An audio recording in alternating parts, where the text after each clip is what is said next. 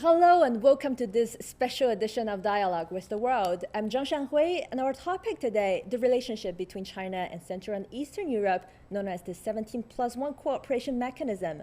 A quick history. Officially launched in 2012 as the 16+1, the mechanism aims to promote cooperation between China and what's called the CEEC, the group of Central and Eastern European countries. After Greece joined in 2019, the cooperation became known as 17+1. 9 years after its launch, what has been done and what lies ahead? In our first episode, we will take a look at the challenges the mechanism is facing today as the COVID-19 pandemic still ravages the world. Joining me today is a panel of 4 experts in international relations and economic development. They're Mr. Ding Yifan, a senior fellow in the Institute of the World Development under the World Development Research Center of the State Council, online with us from Beijing. Hello, Mr. Ding Yifan. Hello. Hello. And from Warsaw, Poland, Mr. Radek Paifo, former director at the AIIB, the Asian Infrastructure Investment Bank, and head of China Business Program Department at Kosminski University. Hello. Thank you very much for the invitation. Thank you for being with us. And Mr. Zvonimir Stopek is joining us from Zagreb in Croatia, and you're currently assistant professor in international relations at Capital Normal University in China and Zagreb School of Economics and Management in Croatia. Hello. Hello, Mr. Stopek. Hello. And also joining us from Prague, Mr. Marek Hubek, Director of Center of the Global Studies at the Czech Academy of Sciences and member of the International Academy Committee at China Central and Eastern Europe Institute at the Chinese Academy of Social Sciences. Thank you for all our 4 guests joining us. So my first question goes to Mr. Ding Yifan. Can you brief us about the 17+1 mechanism, also known as China CEEC? 17+1 mechanism has been built initially by 6 Eastern and Central European countries and China. That was called 16+1. The initiative has been taken mainly by Polish, Hungary, by all these Eastern European countries. After the financial crisis has caused a lot of troubles in all these Eastern and Central European countries. Mm-hmm. We remember that at that time, most of these Western European countries have withdrawn their investments somehow, especially in Hungary, in Poland, in all these Eastern European countries. And then that caused a lot of problems in these countries. Mm. And then they proposed to China to jointly develop some common programs in Europe. And then China responded positively to this initiative. And then after that, 16 countries, so Eastern and Central European countries, have been engaged into a very fruitful cooperation with China. Mm-hmm. On the other hand, as Greek was a member of the European Union. Previously, before that, the Eastern and Central European countries joined the European Union. So Greece is an old member of the European Union, while Greece has been engaged in deep cooperations with China, especially after 2008 financial crisis.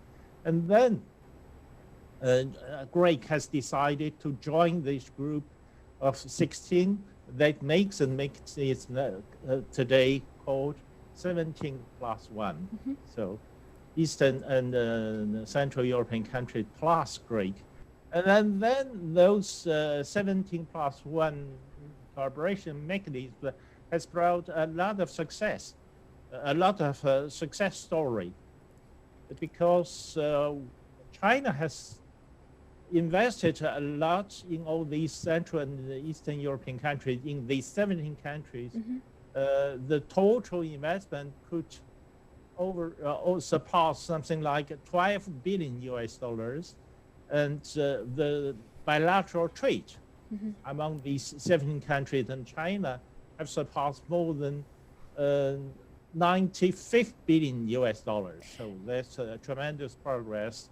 of economic cooperation among all these countries. So how would you characterize this mechanism in a few words? If you describe the 17+1 mechanism with 4 different adjectives, what would they be, Mr. Ding Yifan? You have to call these, most of these 17 countries, even in Europe, is called developing countries. Mm-hmm. We usually call these economic cooperation among developing countries South-South cooperation. So to some extent, the 17+1 mechanism could be called also a sort of a South-South cooperation. Mm-hmm. And those South-South cooperation, because of Chinese market scale, have allowed those 17 countries to promote their advantage, their comparative advantage in China.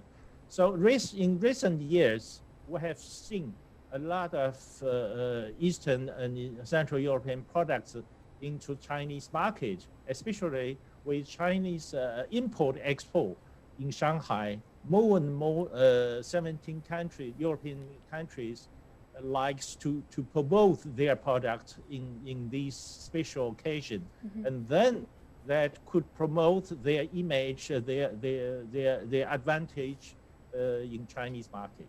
Mm-hmm.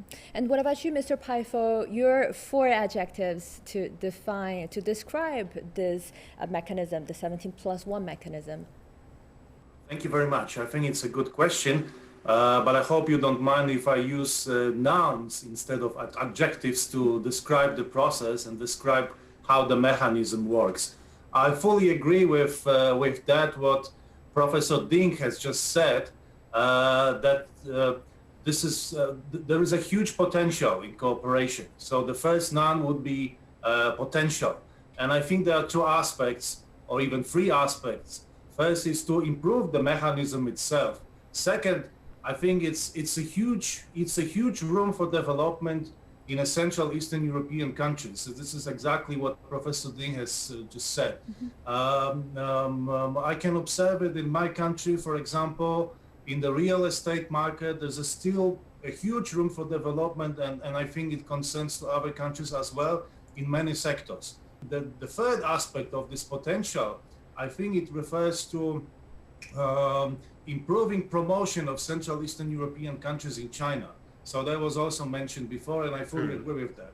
So this is the first noun, which is potential. The second, I would say, it's diversity.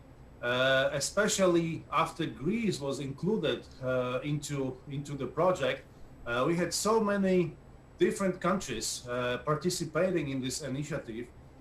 We have Baltic states, we have Visegrad countries like Czech Republic, Hungary, Slovakia, Poland, and also Balkans. So some people even call the Central Eastern Europe as the ASEAN of Europe. This is so diverse as Southeast Asia. The third one, actually, I would say it's China is present everywhere in the world, and it's got like very sophisticated strategies in Latin America, Africa, Western Europe, Asia. But I think that Central Eastern Europe, it's a huge intellectual challenge. So I think we've got big hopes, but it's also a very big challenge.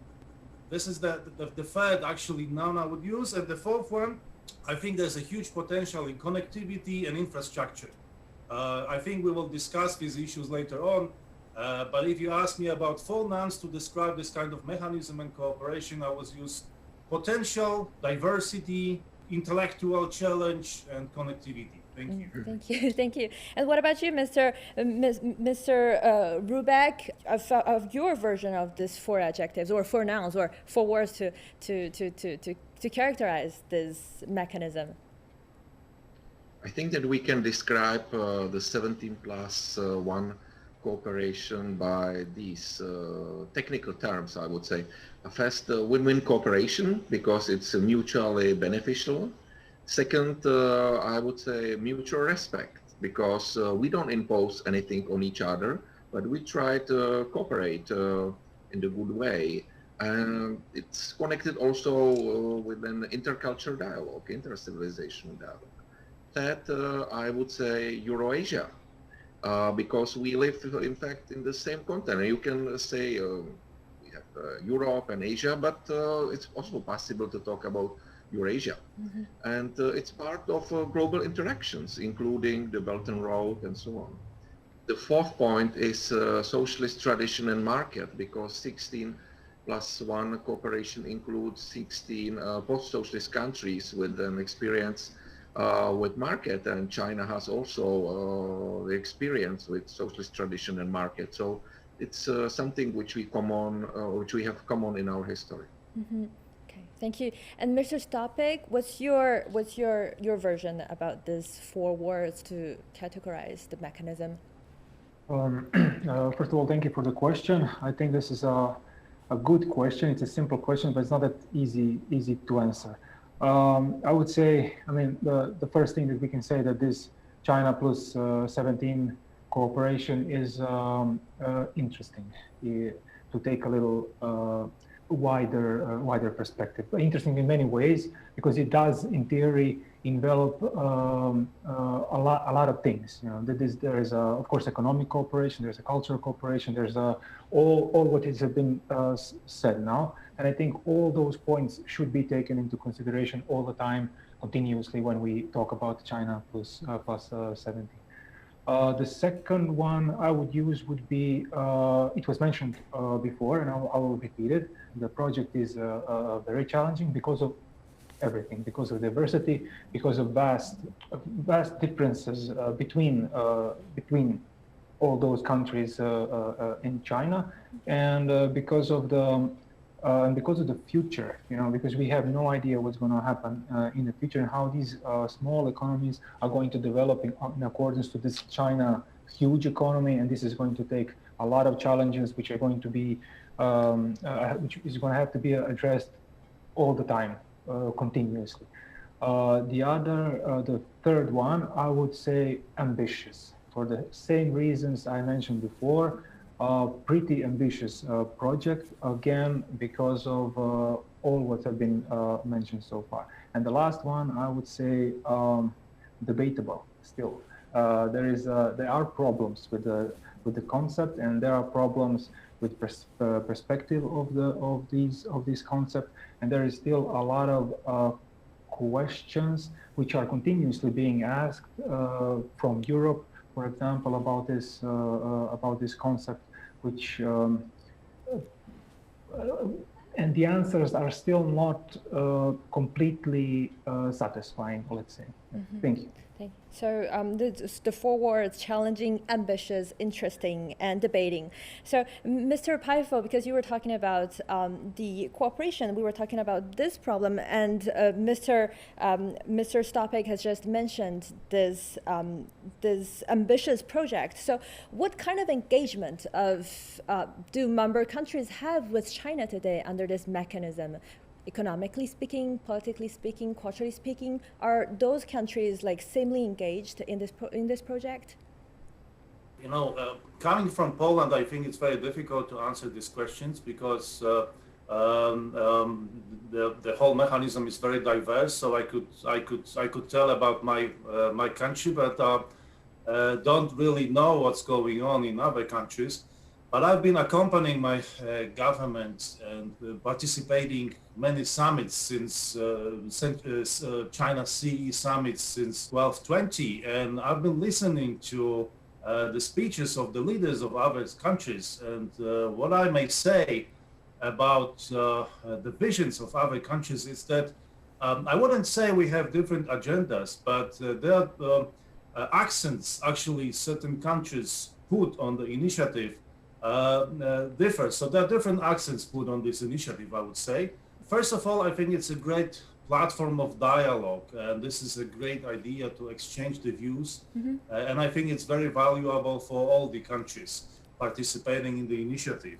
Second, I would say the infrastructural projects, especially in the Balkans. We have the railway connection through Belgrade to Budapest, and I think this is very important project which attracts the attention not only of Central Eastern European countries, but also others.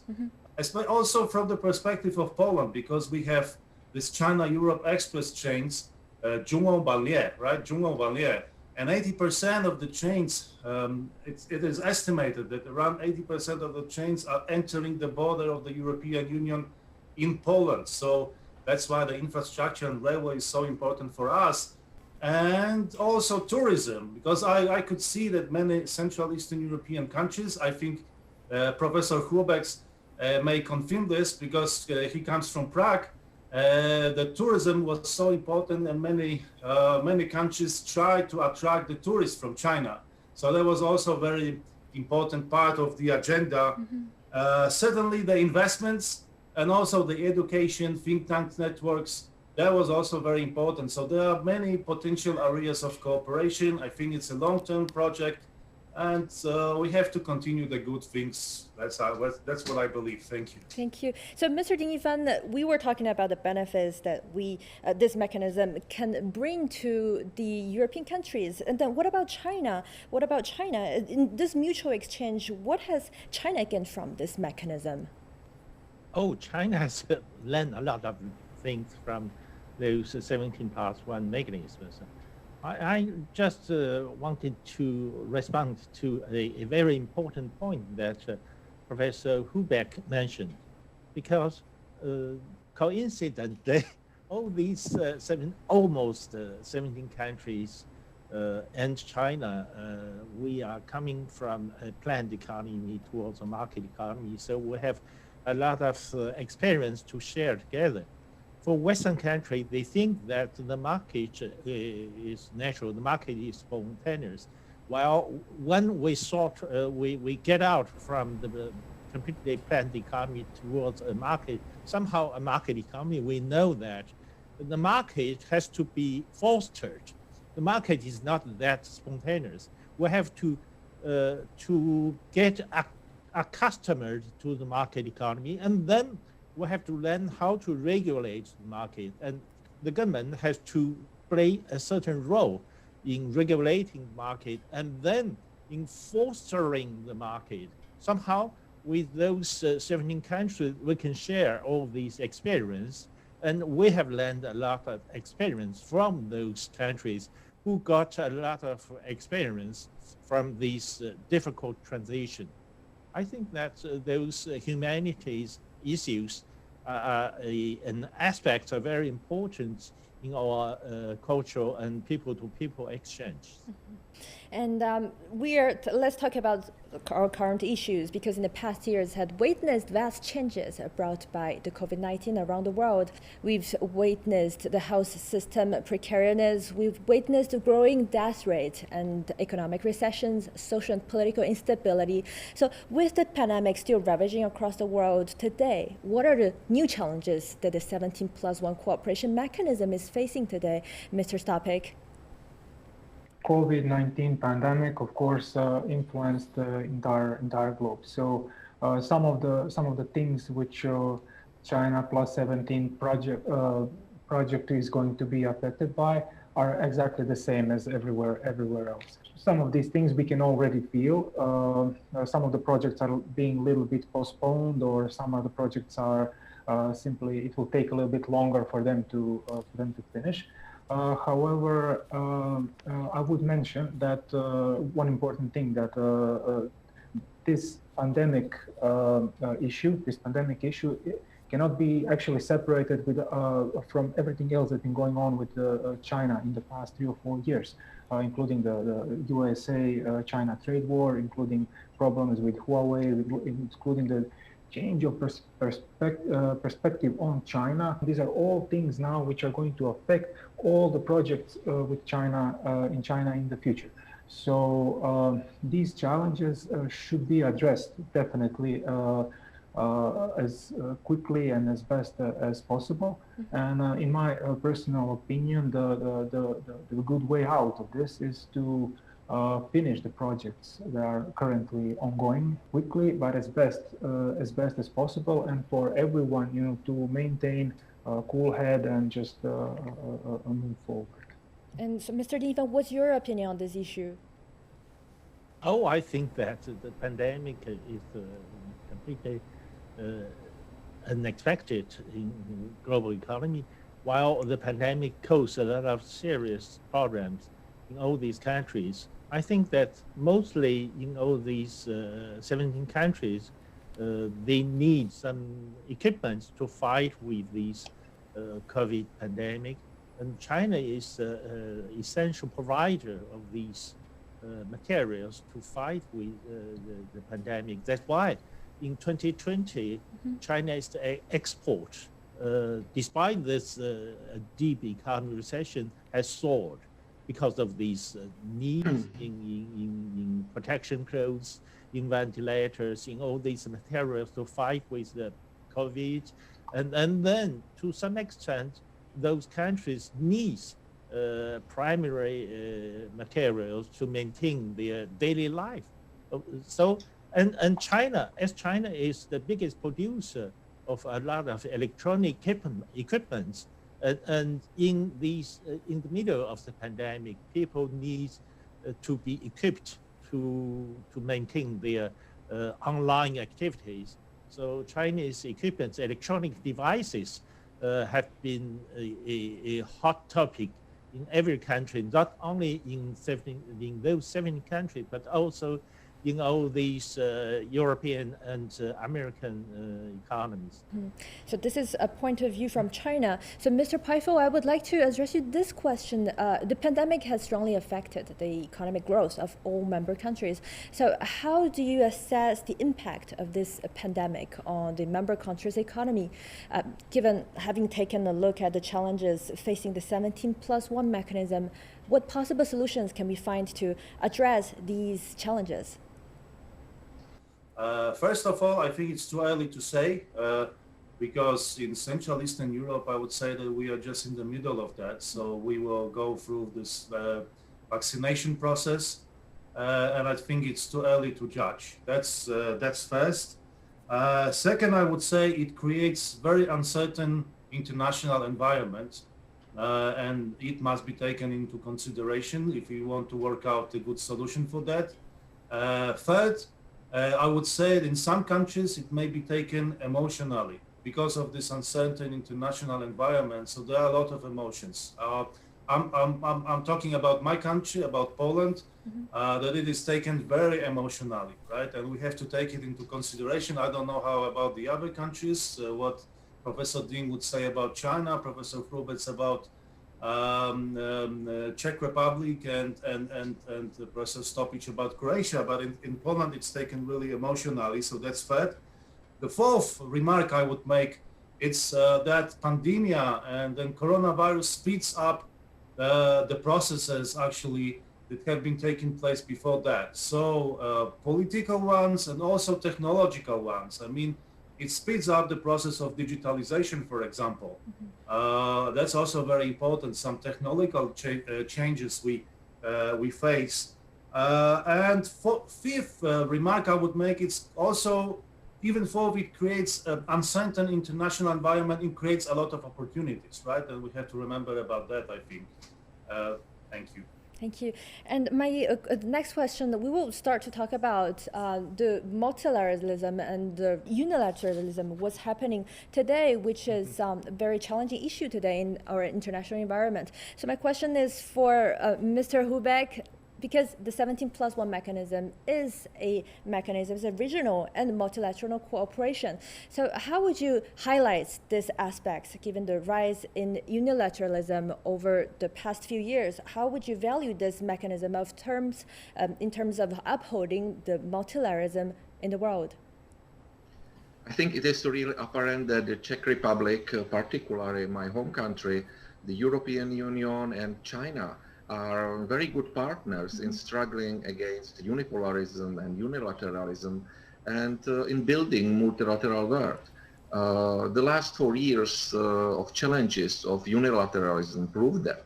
The China and CEC mechanism of cooperation offered not only a better cooperation of Central and Eastern European countries with China, but also among 17 Central and Eastern European countries themselves.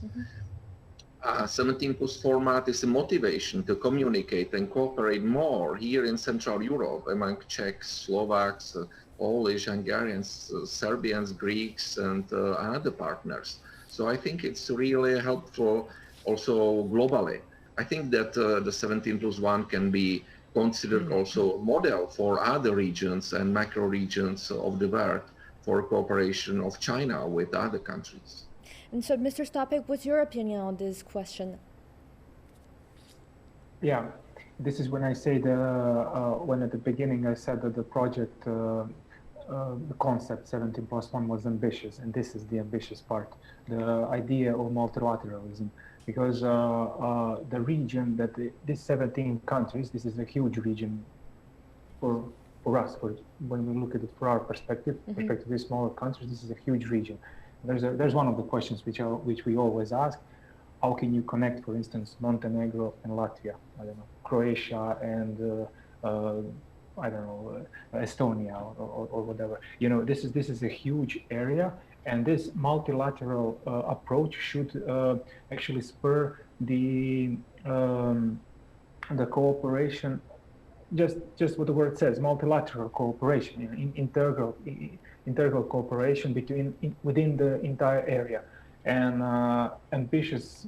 The problem with the ambitiousness in this moment is that, for instance, if we take some part of the regions, this 17 region, for instance, Balkan Peninsula, there are huge problems between the countries. How to surpass this and use, I don't know, economic cooperation, whatever political, whatever you want to reach a higher level of cooperation between these countries. That's a huge problem for European Union, for China, for us. And this is something that I'm really interested to see how it's going to develop in the future, and how China will address some of these things, because you cannot go into a multilateral project of that size without addressing many problems: political, economic, cultural, transportation, whatever. Thank you. Thank you. So, Mr. Pfeiffer, what's your opinion on this, and how do you see the future of this mechanism? It has been 9 years that this cooperation exists. So, what's your opinion on the future of this mechanism?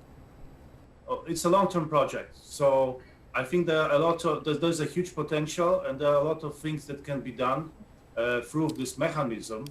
And I think that very important would be integrating the 17+1, this concept, integrating this concept with the Belt and Road Initiative, as many other speakers already said, Professor Ding and Professor Hrubeck. We shared very common historical experiences in the past, not even since 1949, but also in 19th century, I would even say. And I think it's a huge chance for the region, for the advancement and for the promotion of this region in China. So this is how I would respond to your questions concerning the future of 17+1. Thank you for all your participation to this first episode of Dialogue with the World on China and Central and Eastern Europe mechanism. In our next episode, we will take a look at the much debated Belt and Road Initiative and its relationship with the China CEEC mechanism via some concrete examples. How does it contribute to the regional stability and guarantee mutual benefits for its member countries? There's still more to come. Stay tuned, and bye for now. Chairman Xi Jinping talking about the local initiatives of Central Eastern Europe and integrating it into the concept of Belt and Road Initiative, and I think it's a very good idea. A lot of connectivity projects realized under the BRI level was realized in all these 17 member countries. And that showed that the connectivity of all these countries are very important. So we will see how the cooperation of China and Central and Eastern European countries will look like after 40 years of cooperation. So far, it's promising.